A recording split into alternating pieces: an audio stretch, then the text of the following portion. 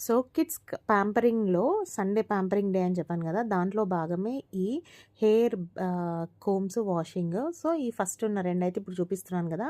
అవి 2 hair colour వేసుకున్న అవి కాబట్టి అవి 2 నావి, శివావి.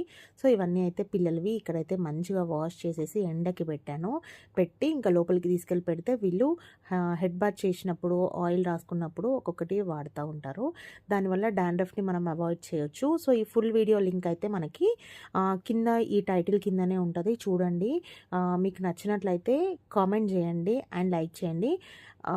కంపల్సరీ లైక్ చేయండి. సబ్స్క్రైబ్ చేసుకుంటే ఇంకా డైలీ వ్లాగ్స్, వీడియోస్ వస్తూ ఉంటాయి విత్ కిడ్స్.